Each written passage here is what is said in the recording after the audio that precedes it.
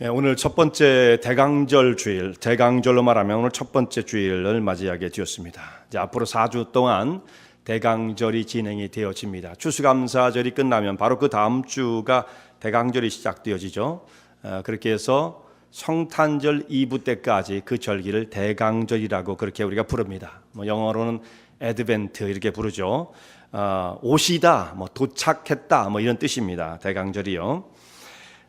대강절은 예수님께서 이 땅에 인간의 몸을 입고 오신 초림, 그러니까 베들레헴 말구에서 탄생하신 예수님의 그 오심을 축하하고 맞이하고자 하는, 설레임으로 맞이하고자 하는 그런 마음으로 준비하는 기간이 되어지고요. 또 예수님께서 이 땅에 오시는 것은 육신을 입고 오신 그것만 오시는 것이 아니라, 그땐 초림이라고 말을 하고 다시 오실 예수님, 재림이 있죠. 그래서 재림하실 예수님을 또한 맞이할 준비를 하는 그런 기대감을 가지고 이 대강절 절기를 지키게끔 되어 있습니다.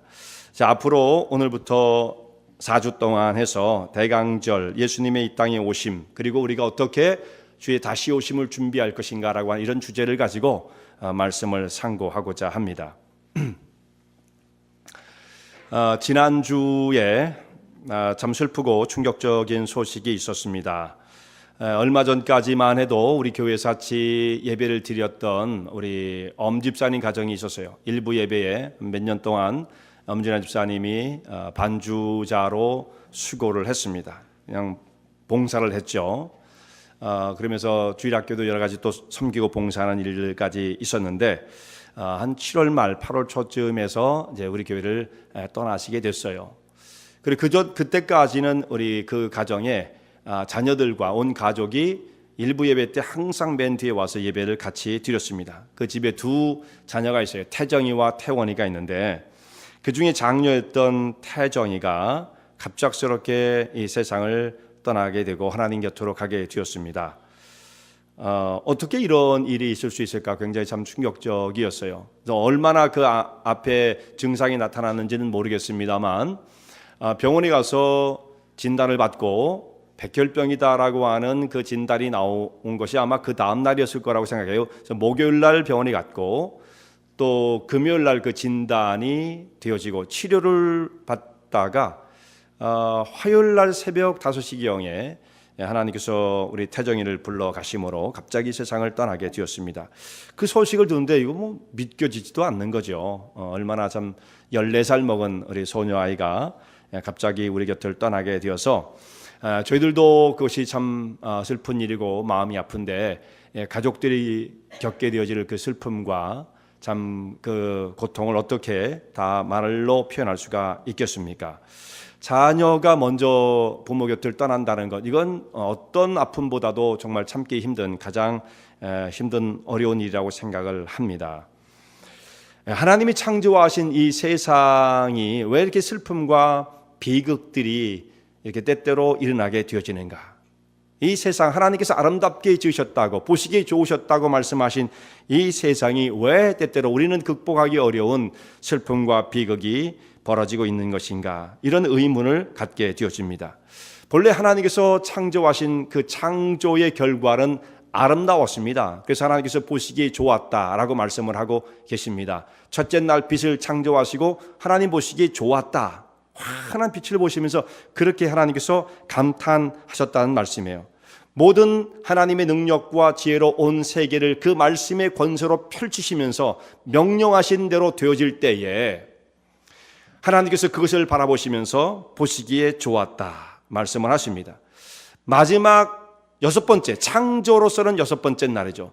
이때에 하나님께서 인간을 창조하셨는데 인간은 하나님의 거룩한 형상을 따라 지은 바 되었다라고 하는데 그 형상은 다른 것이 아니에요. 그 하나님의 형상과 모양은 하나님처럼 인격적 존재로 사람을 지었다라는 뜻입니다. 겉의 모습이 아니고요. 그 안에 들어있는 우리 속에 있는 인간의 모습, 그것은 동물과는 다르게 인격적 존재다 라는 말씀이에요. 지능이 뛰어나다 그런 뜻 정도가 아닙니다. 인격적 존재로 지음을 받았다는 말씀이에요. 그래서 하나님의 형상대로 지음 받은 사람이 만들어져서 창조가 되었을 때에 하나님께서 6일째에 가장 기뻐하셨다 이렇게 말씀하시는 거예요. 사람이 하나님과 똑같은 존재죠. 아주 똑같진 않지만 엄연한 창조주와 피조물이지만 그럼에도 불구하고 하나님과 만날 수 있고 교제할 수 있고 대화할 수 있는 삶을 나눌 수 있는 그런 존재가 하나님 앞에서 활동하는 그 모습을 바라보셨을 때 하나님께서 그 인간 창조를 보시고 가장 기뻐하셨다, 심히 기뻐하셨다라고 말씀을 하고 있습니다. 오직 인간만이 하나님의 형상을 닮은 인격적 존재입니다. 다른 것들은 무생물이 있죠. 뭐 이런 것, 돌, 이런 것도 무생물입니다. 물 이런 것도 그 안에 생명체가 있는 건 아니죠. 그 생명의 속에 박테리아 같은 것 그런 것들은 살 수 있어도, 하여튼 이 물질 자체는 무생물이죠. 또 생물도 있어요. 생명체, 생명을 가지고 있는 존재들이 있습니다. 근데 사람은 그 정도가 아니에요. 무생물도 아니고 생물 정도가 아니고 그 속에 하나님의 인격을 담은 존재가 되었다는 말씀이에요. 그래서 하나님께서 그것을 보실 때 가장 기뻐하셨다 말씀하시는데, 왜 사람을 보셨을 때 이렇게 하나님께서 기뻐하셨을까? 여러분, 왜 사람이 하나님의 기쁨의 대상이 되었는가 생각해 볼 필요가 있습니다. 빛을 지으셨을 때 하나님의 보시기에 좋았다, 이해할 수 있어요. 명령하신 대로 되어지니까 척척척 온 천지 만물이 펼쳐져가는 모습을 보시면서 하나님의 아름다움을 느끼실 수가 있으셨을 거예요. 우리도 하나님이 지으신 그 천지 모든 만물, 이 땅에 이루어지는 그 자연의 조화, 그리고 밤하늘에 펼쳐지는 그 우주의 신비를 볼 때에 하나님의 능력과 권세와 그 아름다움이라는 것을 생각하면서 감탄하게 되어집니다. 그런데 여러분, 우리가 어떤 경치를 보고 감탄할 수는 있어요. 너무 아름답다. 그렇지만 그것은 어디나 거기까지예요. 그 아무리 감탄한다 할지라도 너 거기서 평생 혼자 살아라 그러면 어떻게 되겠어요? 아름다운 경치를 보고 막 숨이 멎을 것 같은데 너 집에 가지 말고 여기서 평생 살아 그러면 어떻게 되겠습니까? 유배가 되는 거죠. 유배. 귀양 가는 거예요. 귀양. 그러니까 아무리 그 환경이 좋고 아름답다 할지라도 그보다 훨씬 못한 환경에서 다른 사람과 함께 사는 것을 사람은 좋아하는 거예요. 왜냐하면 사람은 인격적 존재이기 때문에 누구와의 관계를 통해서 행복을 느낄 수밖에 없어요. 무슨 어떤 대상이 무생물 이런 거 같군요. 찰나예요, 찰나. 와, 멋있다. 그러면 그것은 끝이에요. 인격적 존재가 내 앞에서 활동하고 교제를 나누고 관계를 맺게 되어질 때에 사람은 행복을 누릴 수가 있는 것입니다. 그것처럼 하나님께서도 하나님이 짓고자 하시는 계획대로 모든 것이 펼쳐졌어도 그때는 그때만큼의 행복이에요. 기쁨이 있습니다만 하나님 앞에 활동하는 사람이 하나님의 뜻을 순종하고 그것을 깨닫고 하나님 원하신 기뻐하신 뜻을 이루어가며 하나님의 영광을 나타내는 이 사역을 이루어갈 때에 그 사람을 보시면서 자발적으로, 이게 중요한 거예요. 억지로는 안 돼요. 억지로 할 수 없어서 하는 거, 때로는 그것도 필요할 때가 있지만 자발적에 이르지 못할 때는 억지로도 필요해요. 신앙의 훈련은 때로는 억지로라도 해야 됩니다. 그러나 그게 정상은 아니에요. 이거보다는 더 뛰어넘어야 합니다. 정말 하나님께서 원하신 바가 무엇인지를 깨달아 자발적으로 그 앞에 헌신하고 순종하면 그것을 바라보시는 하나님께서는 인격적 존재를 통해서 다른 것과는 비교할 수 없는 기쁨을 누리게 되시는 것입니다.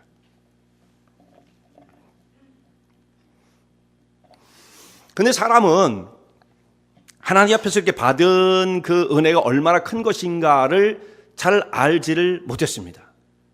우리가 하나님께서 우리를 어떻게 대우해 주셨는가, 이게 너무 놀라운 것인데 그렇게 존귀한 자로 우리를 불러주시고 세워주셨음에도 불구하고 태어나 보니까, 창조를 받고 나니까 우리는 그런 존재가 돼버린 거예요. 언제 점점 올라가는 게 그런 게 아니잖아요. 딱 눈을 뜨고 생명을 받으니까 그 상태가 되었어요. 그러니까 사람은 어떤 생각을 하겠습니까? 원래 그래, 이런 거죠. 원래 그래.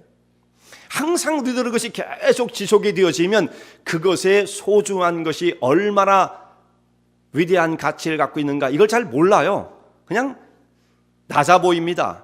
좀 하찮게 보입니다. 늘 누리는 것이다, 이렇게 생각이 되어집니다. 그것이 또 계속 진행이 되어지면 어디까지 가게 되냐면 좀 지루해집니다. 뭐 또 새로운 거 좀 없나, 이 사람이 그렇게 생각하는 거예요. 자기가 받은 축복과 그 지위가 무엇인지를 알지 못한 채 이게 다란 말이야 라고 하는 회의가 들 때가 있는 거예요. 사람이 그래요. 아무리 좋은 걸 갖다 줘 보십시오. 아무리 좋은 걸, 그거를 계속 갖다 주면 나중에 싫어해요. 이거밖에 없어요.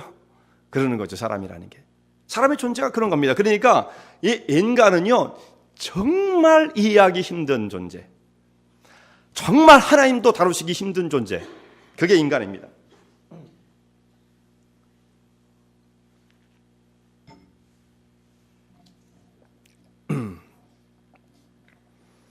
정말 하나님도 다루시기 힘들 만큼 복잡 미묘한 존재가 인간이에요. 그러니까 얼마나 힘드시면 나중에 결국 하나님이 아들이 죽으셔야 할 만큼 이런 고통을 겪으셔야만 했겠습니까? 그만큼 사람은요, 다루기가 힘든 존재예요. 그 왜 그러십니까? 그 속에 부여되어진 인격적 존재 때문에 그런 것이고, 그 인격적 존재라는 건 뭘 말하냐면 내 마음대로 할 수 있는 거예요. 하나님 그것을 허용해 주셨습니다. 내 마음대로 살 수 있도록.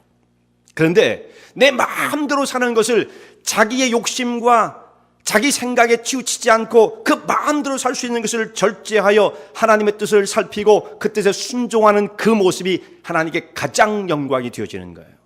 이렇게 살라고 우리를 하나님께서 지으셨던 것입니다. 근데 아담과 하와는 에덴 동산의 그 삶에 회의가 들기 시작합니다. 맨날 똑같아. 일어나도 맨날 에덴 동산이야. 이 낙원에 맨날 살아도 맨날 똑같아. 우린 맨날 이것만 해야 돼. 이렇게 생각이 되어지죠. 그런 생각을 품고 있을 때쯤에 사단이 찾아옵니다. 그리고 사단은 원하는 바가 뭐냐면 하나님과 사람 사이의 관계를 끌어놓는 게 사단의 역할이거든요. 사람과 사람 사이에도 친하게 잘 지내는 걸 못 보는 거예요. 그걸 끊어놓고 원수의 관계로 만들어 놓아야만 사단은 거기서 또 행복을 느껴요. 그러니까 사단이죠. 네. 그러니까 하여튼 파괴를 시키고 잘못되어지는 것, 무너지는 것을 봐야 사단은 통쾌하다, 기쁘다, 이걸 느끼는 존재니 이게 사탄이죠. 그러니까 이 사탄이 찾아와가지고 하와에게 그 꼬임을 가지고 유혹을 하게 되어집니다. 야, 너 여기서 사는 게 이게 행복하냐? 하나님 밑에 사는 게 너 그렇게 만족스러워? 너희는 그렇게 살 필요가 없어. 하나님 밑에 가서 살 필요 없고 네 원래는 말이야 마음대로 살게끔 돼 있는 거야. 그런데 하나님은 너희를 이렇게만 살라고 그러지. 사실 뭐 한 가지 하나님께서 딱 제안하신 게 하나 있었잖아요. 선악을 알게 하는 그 나무의 실과 금달의 열매, 그걸 먹지 말라. 딱 한 가지를 금하셨는데 그건 뭐냐면 하나님은 하나님이시고 너희는 피조물이다. 이것은 잊지 말라. 그렇게 말씀하신 거예요. 그런데 그것을 순종하는 것이 바로 자발적인 순종이죠. 하나님의 뜻을 따라서. 그것을 어기면 하나님의 명령을 거부하고 던져버리는 것이 되어지는 거예요. 그래서 이 사단은 여인에게 찾아와서 야, 너 그렇게 살 필요 없어. 너는 원래는 네 마음대로 살게 되는 거야. 하나님 밑에 가서 왜 사냐? 너희가 하나님이 될 수 있는데 바보처럼 하나님 밑에서 사는 것, 그건 어리석은 거다. 재미없지, 보링하지. 그러니까 말이죠, 이 불이 일어나는 거예요. 하와의 마음속에. 그래가지고 하나님께서 금지하신 그 열매를 딱 보는 순간 뭐라고 되어 있습니까? 보함직하고 먹음직하고 지럽게 할 만큼 탐스러웠다. 딱 그것에 가서 시선을 뗄 수가 없는 거예요. 자기도 그냥 손을 내밀어가지고 그 금달의 열매를 먹게 되어지죠. 망설임이 없이 하나님 명령을 어기게 되었습니다. 이제 하나님 명령 따위는 필요 없다라는 거죠. 누구도 내 삶을 간섭할 수 없다라는 것입니다. 내 마음대로 살 것이다 라고 하는 거예요.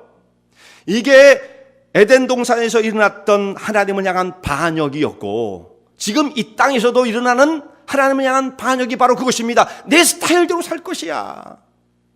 누가 나한테 뭔가를 강요할 수 있어. 내 마음대로 살 것인데 단지 내가 누구를 죽이거나 피해를 끼치지만 않는다고 한다면, 그러니까 세상적인 법에 저촉만 안 된다면 내 마음대로 살도록 내버려 둬요 라고 하는 것이 세상 사람들이 그 사람들이 주장이고 심지어 오늘날 그리스도인들에게도 그것이 파고들고 있는 것입니다. 내 스타일대로 내 마음대로 살도록 내버려 두세요 이렇게 말하는 거죠.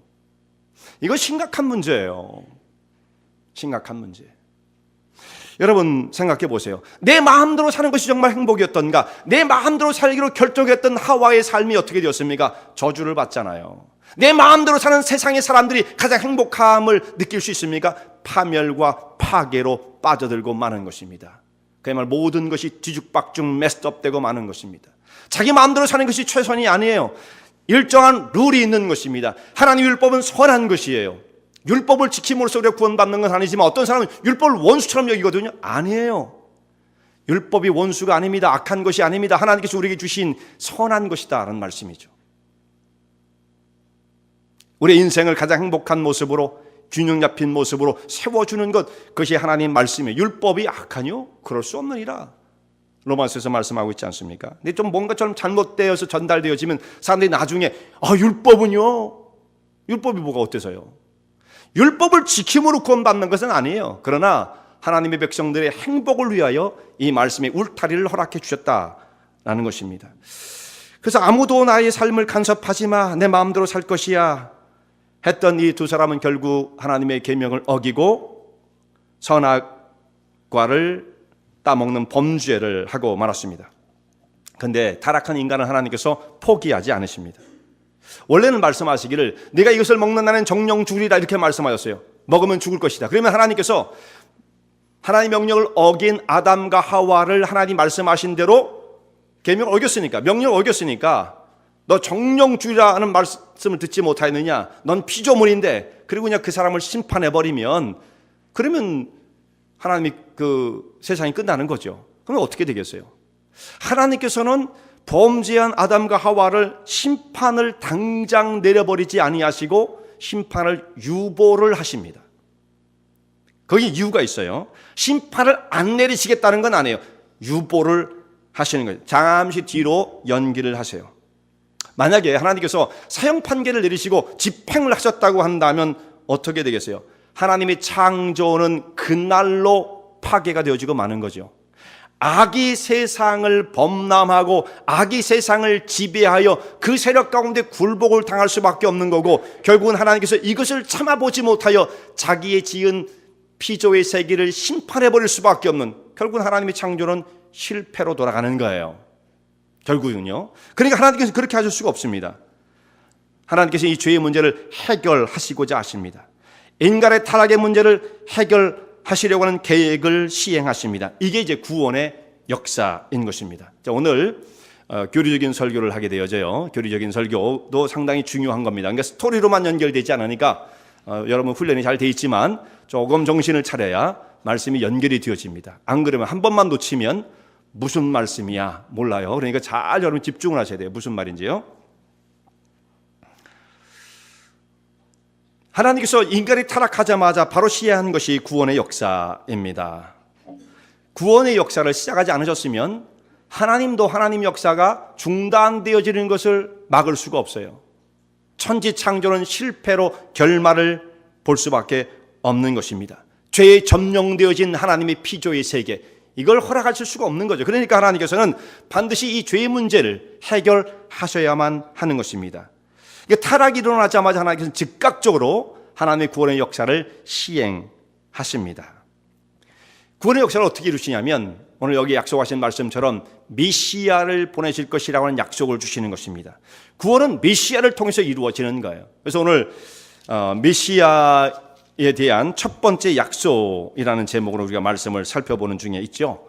메시아를 보내시겠다는 약속을 주시는데, 근데 이 약속이 누구에게 말씀을 하실 때 이것이 주어졌냐면 사탄에게, 뱀에게 하실 때 이 약속의 말씀이 주어지게 되어집니다.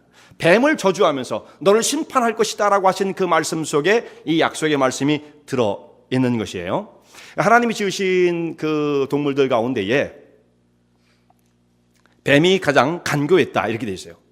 그래서 하와를 그가 이제 유혹하게 되어지는데, 뱀이 간교했다는 그 말은, 간교라는 말은요, 잠언서에 보면 간교로 번역을 하지 않고 다 슬기로 번역을 합니다. 슬기, 지혜 이렇게 번역을 해요. 똑똑한 존재, 이게 뱀이에요. 곰이 와서 하와를 속일 수 있겠습니까? 곰처럼 해가지고. 그러니까 하나님께서 가장 지혜롭고 슬기로운 뱀을 유혹자로 보내시는 거예요. 사탄이 그렇게 하죠. 사단이 그렇게 써먹은 거죠. 뱀을 통해서. 그러니까 이 지혜라는 것은 잘 쓰면 슬기요 지혜가 되어지지만, 이것을 잘못 쓰면 어떻게 되냐면 여기 보면 간교가 되어지는, 간교, 나쁘게 쓰여지는 거예요. 똑똑한 사람들도 좀 사람이 똑똑하지 못하면 죄를 지어도 어느 정도 가다가 멈춥니다. 더 이상 어떻게 더 악한 일을 못해요. 근데 이 지혜로운 사람들, 머리 좋은 사람들은 이 상상을 초월하는 잘못을 하거든요. 이게 지혜가 잘못 쓰면 그렇게 나쁜 일을 한다라는 것이죠. 이 뱀이 그랬던 것입니다. 간교했다. 원래는 그렇지 않았어요. 지혜로웠어요. 그래서 예수님께서 말씀하실 때에 너희는 뱀처럼 지혜롭고, 여기서 나온 말씀이에요. 뱀이 지혜로웠기 때문에. 그래서 이제 뱀이 하나님의 저주를 받게 되어졌는데, 너는 종신토록 너는 흙을 먹어야 되고 배로 땅을 기어다녀야 할 것이다. 이렇게 말씀을 하십니다. 흙을 먹는다는 것은 땅을 떠날 수 없는 존재, 그 정도로 우리가 해석할 수 있을까요? 흙만 먹어갖고는 뱀이 생존할 수는 없습니다. 뭔가 다른 짐승을 먹어야죠. 음식을 먹어야 됩니다. 밥을. 그런데 뱀이 흙만 먹는다, 그런 뜻은 아니고 흙을 떠날 수 없는 존재, 땅에 배를 붙이고 다니니까 저주받은 그런 모습이죠. 그러니까 원래 창조의 모습은 아마 이렇지 않았을 것이다라는 것을 암시하고 있습니다. 그 다음에 이제 뱀에게 14절부터 말씀을 하셨는데 15절 말씀을 보면, 여러분 15절 말씀은 대단히 중요하죠.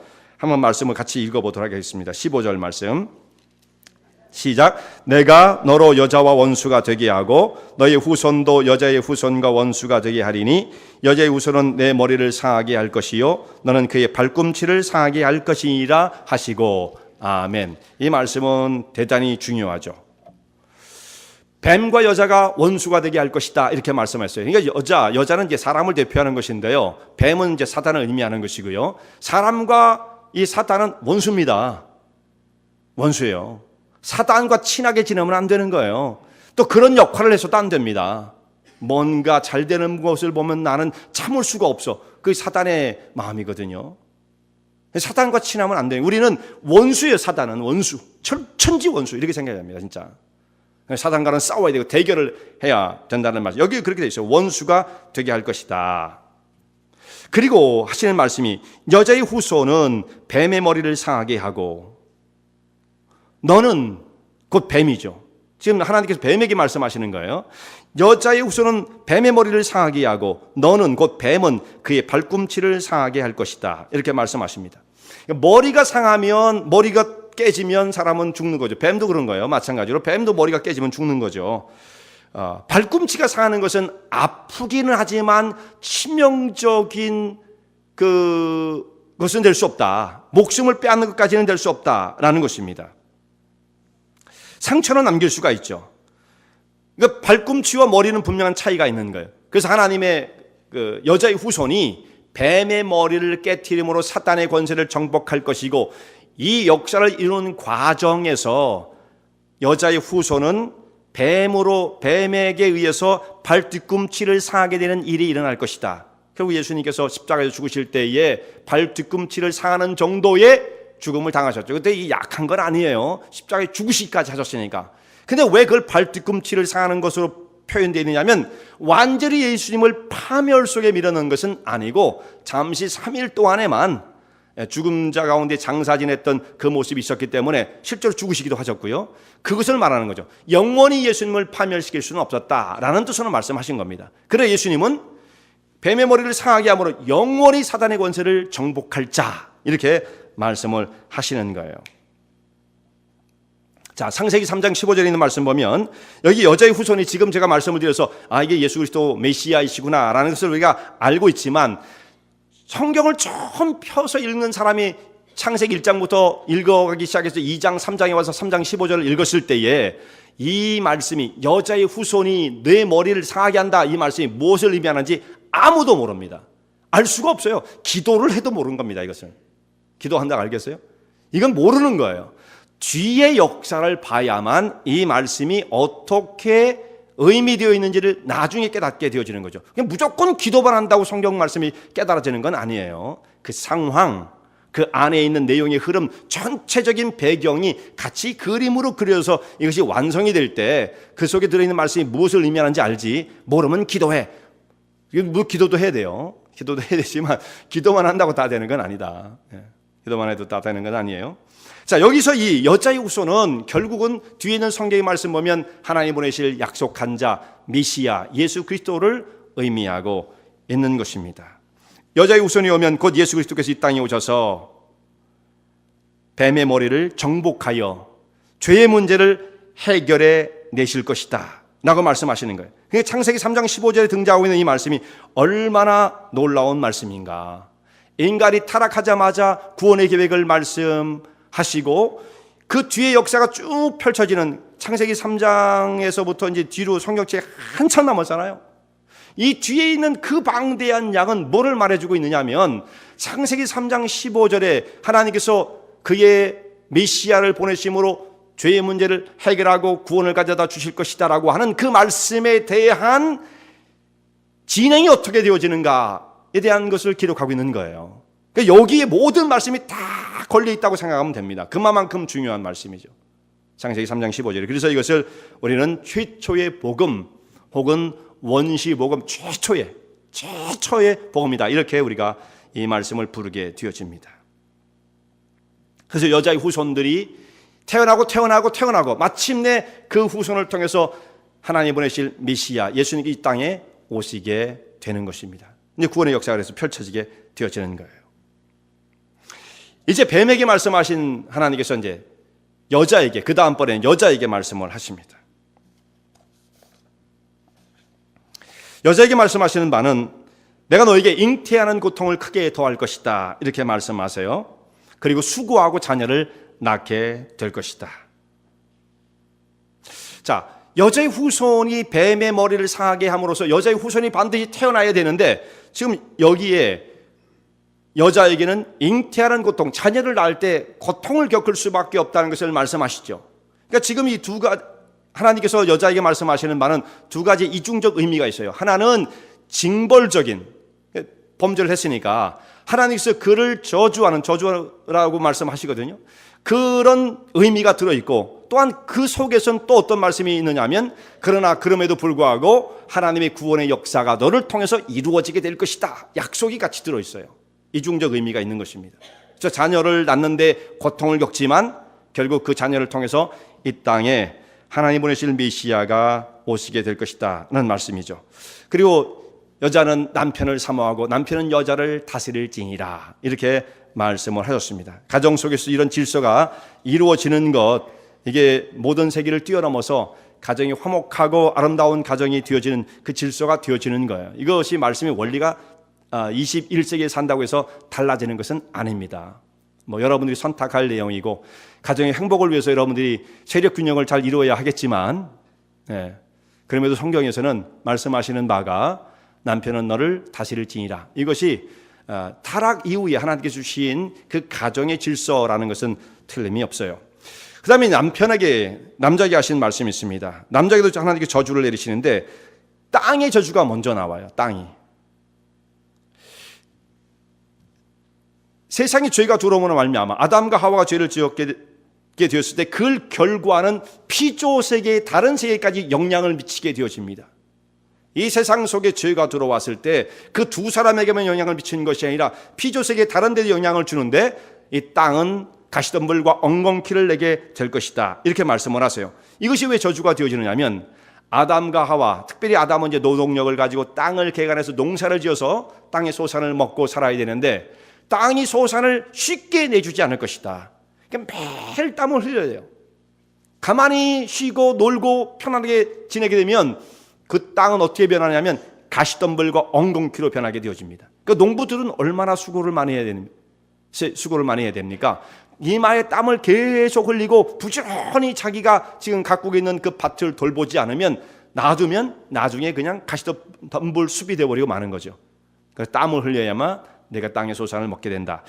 과거에 그러니까 아담과 하와가 타락하기 전에도 그들은 에덴 동산에서 맨날 놀고만 지내지는 않았습니다. 근데 노동의 의미가 달라요. 그때는 먹고 살기 위한 생존의 수단으로 노동을 했던 것이 아니었던 거예요. 그때는 하나님의 영광을 나타내는 가장 지극히 존귀한 자로서 지음을 받은 사람이 에덴 동산을 관리하는 자로서 그 땅을 지배했는데 이제는 먹고 살기 위해서 땅과 싸워야 되고 자연과 싸워야 되는 이런 상태로 바뀌게 되었다는 말씀입니다. 사람에게 수고를 하게 되어지는 거죠. 그리고 이제 흙으로 돌아간 존재가 되었어요. 너는 흙이니 흙으로 돌아갈지니라. 이 말씀이 뭐예요?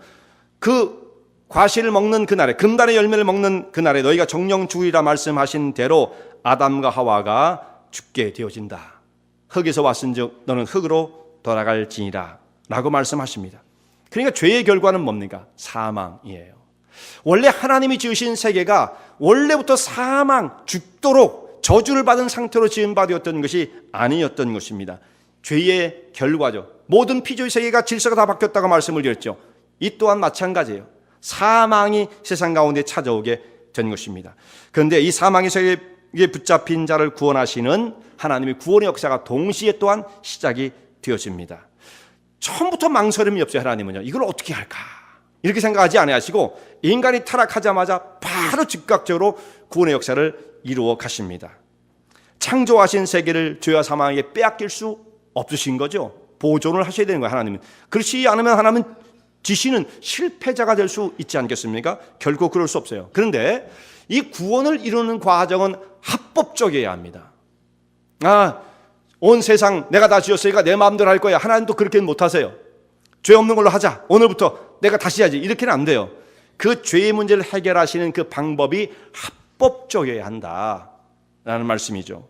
그래서 하나님께서 온전한 방법을 통해서 죄와 사망을 해결하기 위해 이 땅에 하나님의 아들, 여자의 후손을 통해서 메시아, 사람을 보내시는 거예요. 사람을 통해서 세상이 타락되었은즉 온전한 사람을 통해서 세상을 구원하시기 위한 구원 계획을 이루어 가시는 것입니다. 그 다음에 이제 아담의 믿음이 나와요. 여러분 이제 잘 듣고 계시긴 하십니다만, 여러분 아담이 구원을 받았을까요? 아담이 구원을 받지 못했을까요? 우리 일부 예배 때도 제가 질문을 드렸는데 대답은 다 맞게 하셨어요. 아담이 구원을 받았겠어요? 못 받았겠어요? 아담이 구원을 받지 못한 것 같다. 그런 분 계세요? 아담은 구원을 받았어요? 그러면 그 심각한 이 죄악을 세상으로 끌어들인 아담과 하와가 또 구원을 받아야만 하겠어요? 상관없어요? 예, 어떻게 생각하세요?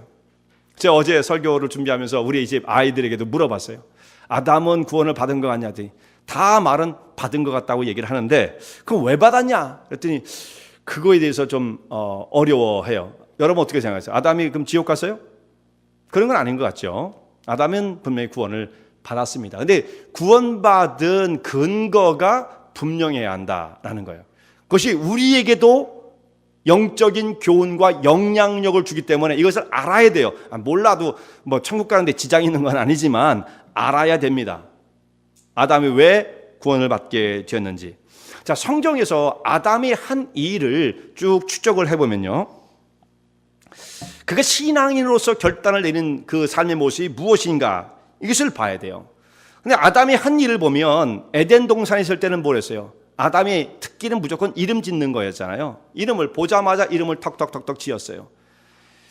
하나님이 창조하신 그 세계를 들여다보면서 아담이 사실 이름 짓는 것은 이름만 붙였다는 것이 아니라 하나님의 창조의 신비와 능력을 찬양하는 모습입니다. 그것이 자기 지혜를 가지고 그것을 파악해 가면서, 이게 중요한 거예요. 그러니까 자연과학을 하는 사람들은 그 자연과학의 세계와 질서를 파헤치는 것을 통해서 하나님의 능력과 권세를 나타내는 역할을 하고 있는 것입니다. 그 사람이 하나님을 모르는 사람이라 할지라도 사실은 그것을 인정하지 않을 뿐이지 사실 그 바운드리 속에 다 들어있는 거예요.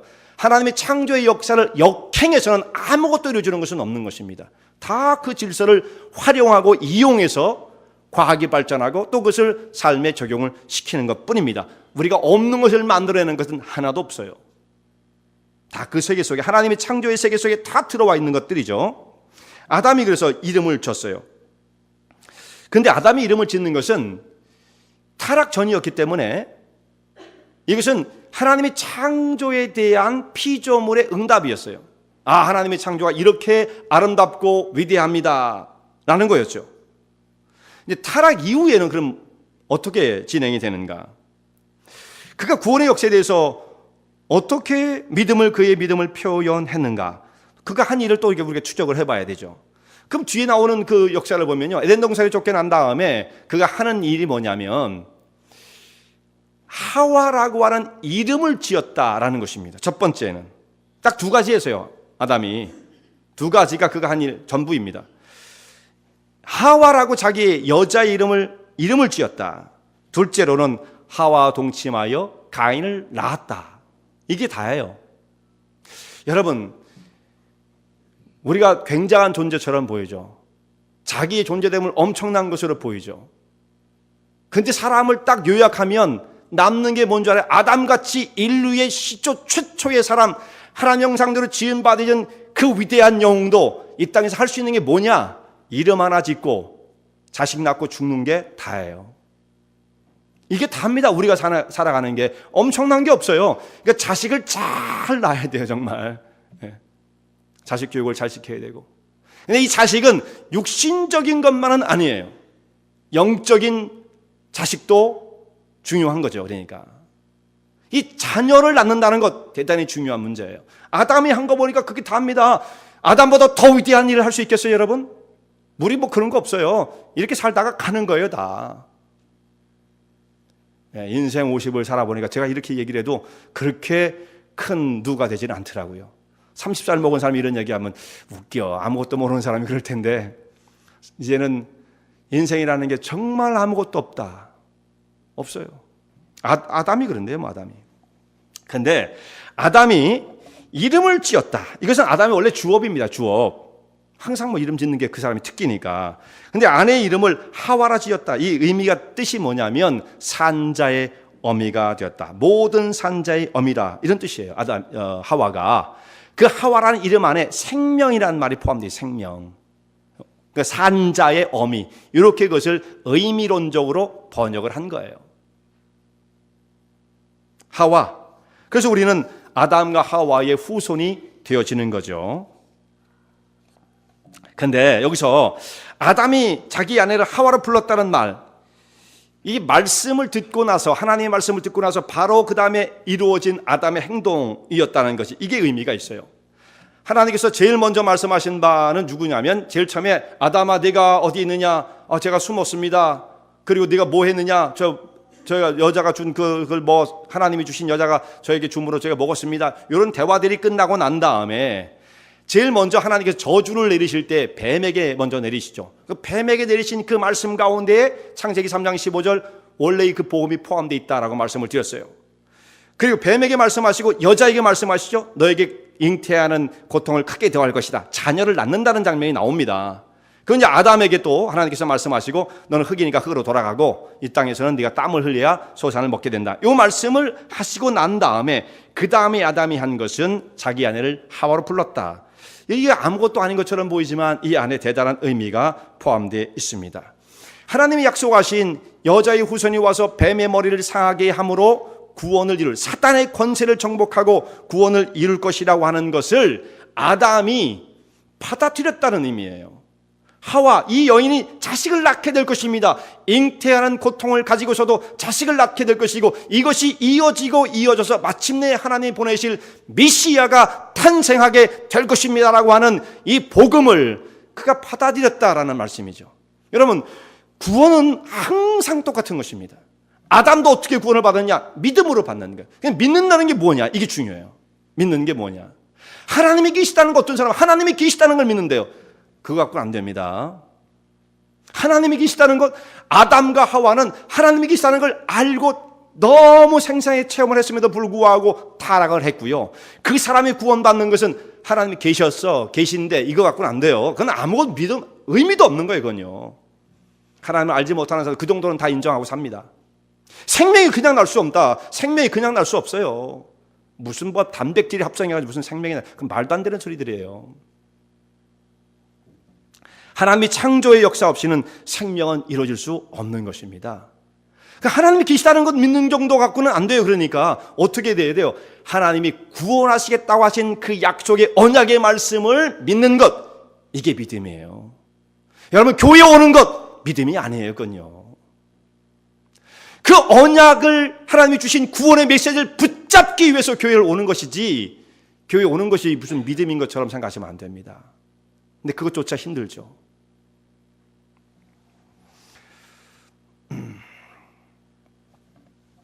여기 보면 아담이 하나님 앞에 믿음을 표현하는 그 장면이, 자기가 하나님을 믿고 회개를 하고 죄를 깨우치고 또 변화를 받아 의롭게 세워지고 성장을 하고 이런 모습은 이 아담의 모습을 통해서 나타나지는 않아요. 그런 것까지 다 여기에 기록될 수도 없고 그건 보여지지 않습니다만 아담의 반응은 하나님의 언약의 말씀을 받아들였다.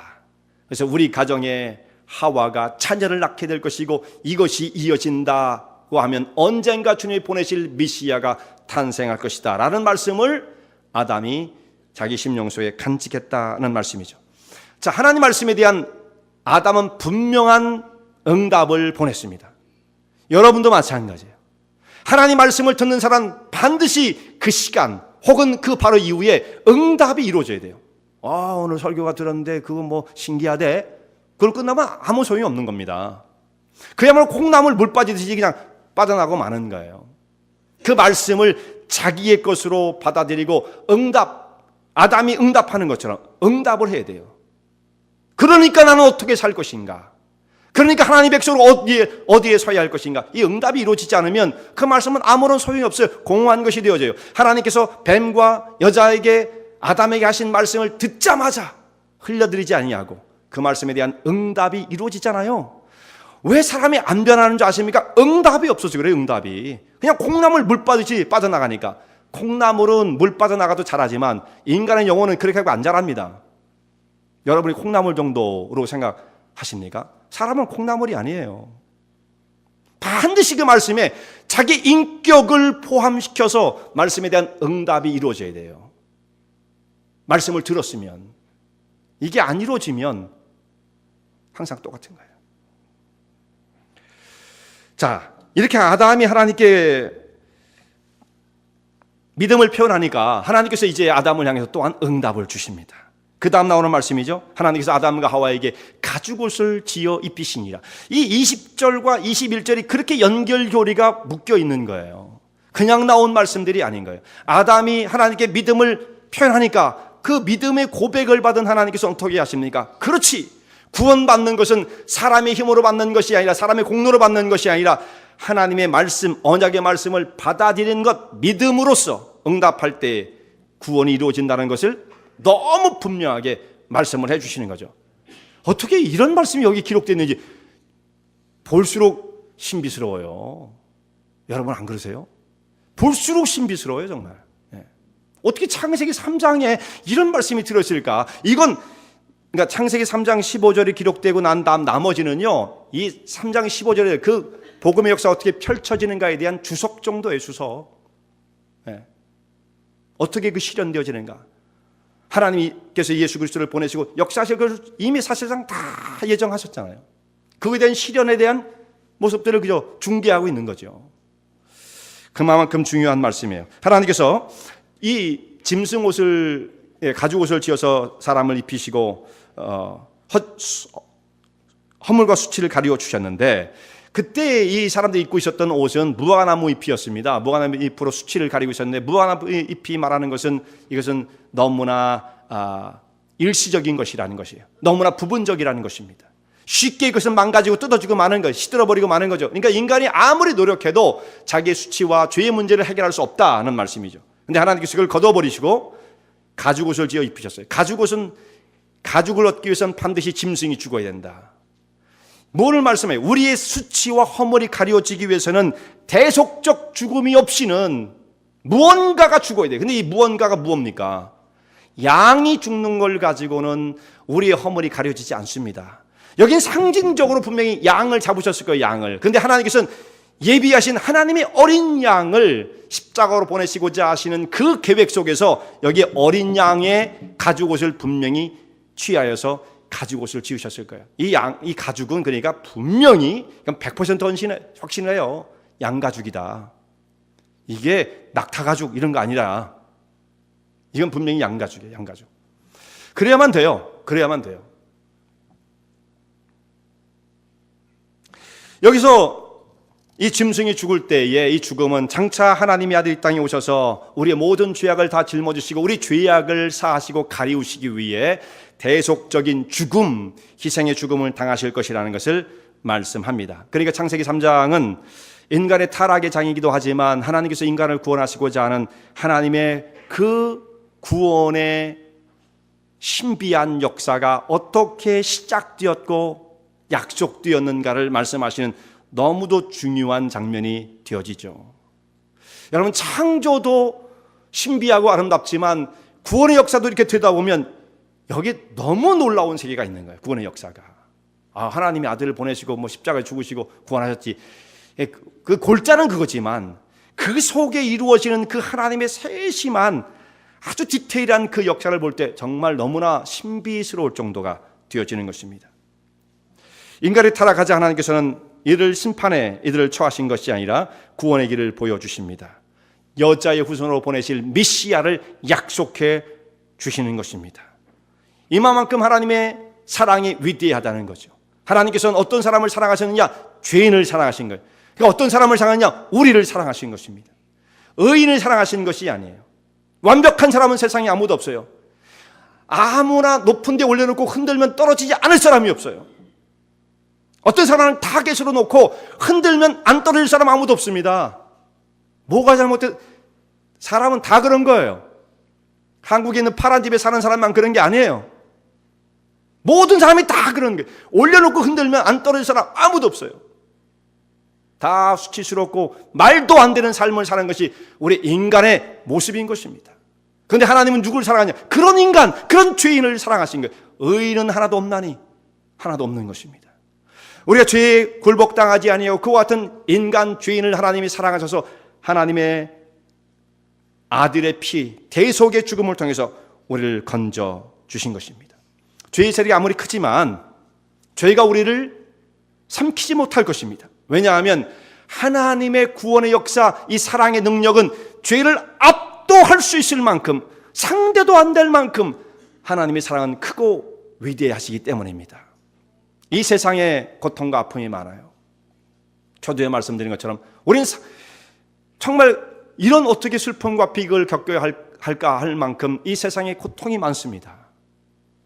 그럼에도 불구하고 우리가 소망을 짓지 않는 것은 하나님의 사랑과 은혜는 그것을 뛰어넘고 그것을 헤쳐나갈 수 있는 능력과 권세가 있으시기에 하나님의 구원의 약속의 말씀 가운데 고하는 백성들은 앞으로 무슨 일을 당한다 할지라도 그걸 극복하는 능력을 얻게 될 것입니다. 이 믿음의 길 가운데, 생명의 진리의 길 가운데 든든히 서시는 하나님의 종들 되시기 바랍니다.